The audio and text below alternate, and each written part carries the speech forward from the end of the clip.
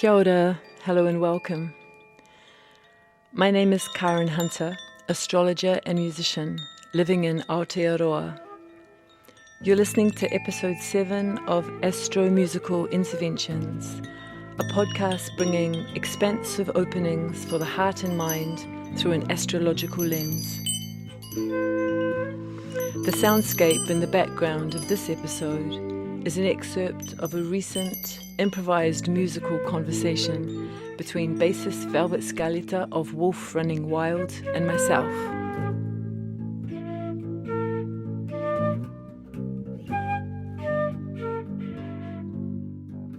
So here is our Aquarius Full Moon 2025. We have one Aquarius Full Moon each year, and this is our second full moon in Aquarius, co-present with Pluto for this current Pluto in Aquarius transit. A full moon in Aquarius asks us to revisit the ideas and plans we were putting in place around February 28th, 2025, when we had our new moon in Aquarius. A full moon is a sun-moon opposition, and this brings the moon into position to reflect the full load of light frequencies emitted by the sun. The shadows here are bright in relief, sharp and mysteriously eerie. The full moon exposes that which we would prefer not to see. If we were holding things in parts of our psyche that are protected by walls of disassociation, we may feel uncomfortable.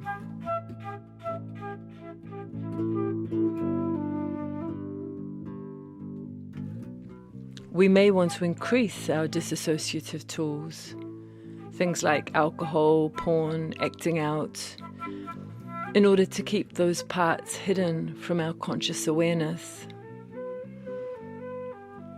If we've been doing our work, however, we can hold our eyes open in these moments of clarity and see more deeply into our own psyche and the world's psyche. We have the strength now to see that which is not pleasant, and thereby we can know ourselves. There is a common prayer that can help us when we are facing into shadows that feel hard to look at.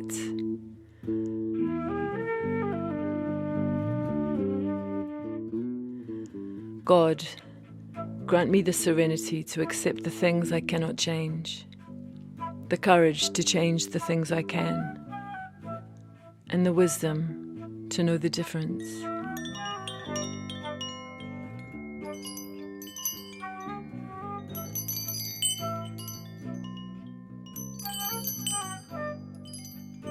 In this prayer, you could substitute God for goddess or sun or Eeyore or anything else that you think is more powerful than yourself. The idea is we hand it over and get out of the way and let the light of love shine through us.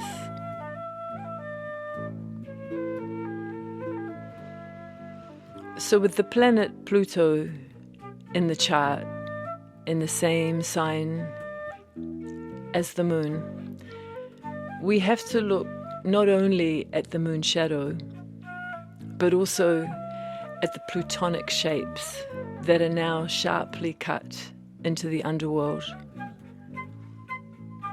Hades is hiding his gold at the foot of the mountain. He is winning the hand of Persephone. She's enjoying herself, free of the ties to duty and responsibility. It leads us to the question, what powerful images are we able to see at the moment?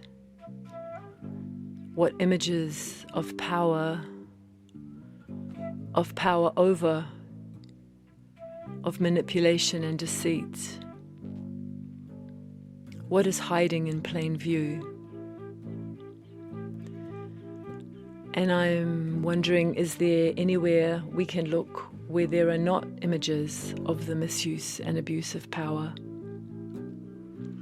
We can definitely be forgiven if we curate our social media feeds to ignore the stories of millionaires stoking the fires of separation with desperate attempts to create more and more and more wealth for themselves and their friends by taking from people less fortunate. So here in our chart, we have this very intense, powerful aspect, which is probably the thing most underlined in the chart for this full moon. It's the aspect of Mars opposite Saturn, and it peaks today on the full moon. So this would indicate that there's something stopping us moving forward, but we have to keep trying because we are fueled by desire and passion, but caution is holding us down, and we have to try and work with it and alongside it. It's a battle of wits and of energy, and it plays out in different ways. Mars is making this opposition from 4 Libra to Saturn at 4 Aries. So Saturn has been loosely conjunct Neptune for a few months, and this is making it really hard to see through the illusion, the Neptunian illusion, to the truth. It's playing out on many fronts simultaneously, and it's especially confusing on the political fronts. The Saturn-Neptune relationship has been in place for over 2 years in some way, shape or form, as Saturn has been transiting the sign of Pisces, where Neptune has been transiting for 14 years. It's responsible for the confusion that surrounds us on so many levels. Remember, action speaks louder than words. Mars and Saturn are the 2 malefics of Western astrology. Mars's role is to initiate, to charge, to impulse, and if necessary, to attack. Mars is needed for forward motion in life because Mars gets things done. He is assertive and ready to take action. Mars holds our desire to procreate, defend ourselves and our loved ones.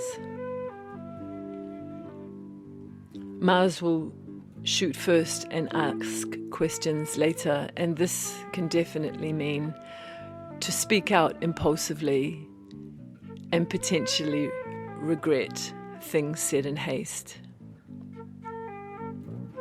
Saturn, on the other hand, represents Kronos, the ruler of time. So Kronos time is chronological, sequential time, as opposed to chironic portals we experience when time opens up to allow magical things to happen in very short amounts of time, or incredible synchronicities to take place when we say, well, that couldn't have gone better if I planned it. Kairos time is represented by Neptune in the astrology charts, whereas Kronos time is represented by Saturn, and it's Saturn that is opposing Mars in this moment. Mars says yes, and Saturn says no. Mars says, let's get the thing done. Saturn says, wait and think about it and make sure you've got the details right. Mars reacts. Saturn cautions. Mars pushes, Saturn holds back. Saturn's archetype in astrology is to hold structures in place and to a certain extent defend the status quo. Saturn wants us to make sure we are safe within our assigned boundaries and nothing untoward can get in or out. It's not really supportive of spontaneous expressions of passion or spontaneous expressions at all. It's an authoritative role and can be embodied by the state, the king, the government, a parental figure, or even a religious dogma, law, the courts. These are all Saturnian archetypes. We each have the archetype of Saturn somewhere in our charts, and we each have our own relationship with this energy. We might even find ourselves embodying the archetype of Saturn in some areas of our lives. Perhaps it's in our parenting style, or the disciplined approach we bring to work, or our health routine.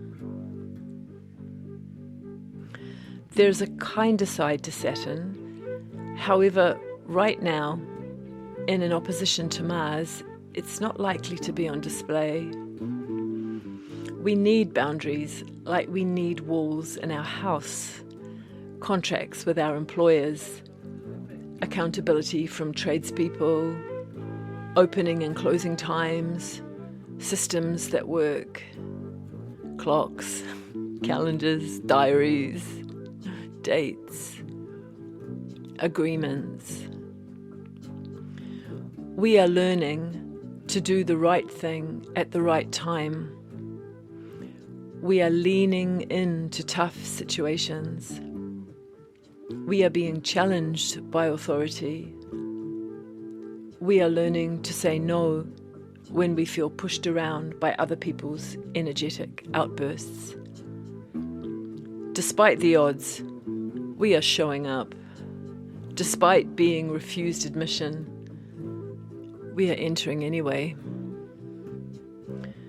These intense aspects can bring up feelings of existential dread, anxiety attacks, sleep disturbances, and sometimes all of these at the same time, like waking up in the middle of the night feeling afraid and hopeless about life in general. If this is happening for you, as sometimes it does for me, I share with you the practice of feeling the fear and relaxing one's heart and one's body and one's mind, and allowing oneself to float in the gentle waters of the body and relax on the breath. Relax. Give yourself positive messages. Be comfortable in the sanctuary of your bed and of your body. Tell yourself you have enough of everything you need to be happy.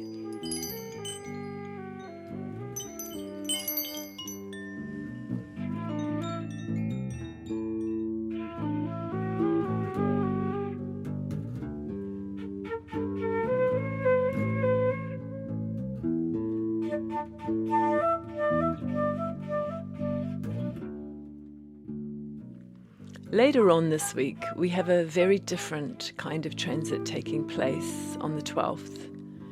And talk about extremes. This brings together the two most benefic archetypes in Western astrology, Venus and Jupiter in the gentle sign of Cancer. So I'm not sure if what would genuinely be an incredibly positive aspect will be able to have as much effect as the difficult Mars-Saturn one that precedes it.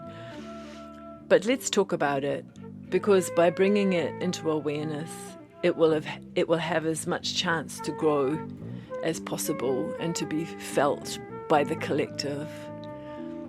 This is the kind of transit this week that will be available to us if we choose to turn towards it. So I'm talking now about Venus and Jupiter in Cancer, and Venus being the goddess of love. Her names are many, and there are many aspects to her archetype.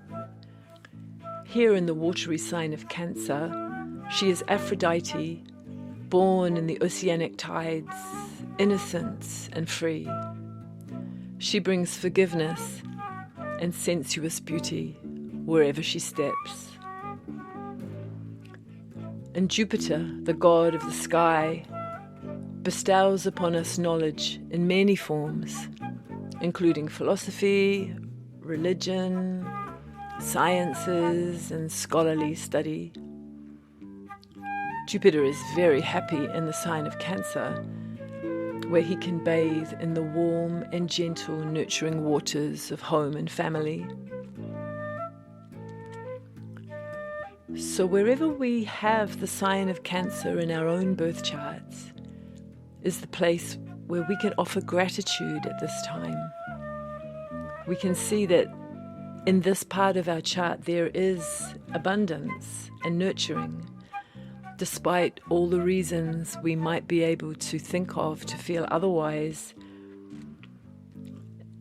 The vibration of gratitude is light and gentle. Through gratitude, we can heal longing and fear. Through giving thanks for what we have become, filled with sweetness and grace. The vibration of gratitude is light and gentle. Through gratitude, we can heal longing and fear. Through giving thanks for what we have, we become filled with sweetness and grace. We are spiritual beings, having an embodied experience. We have the innocent hearts with the desire for love and forgiveness.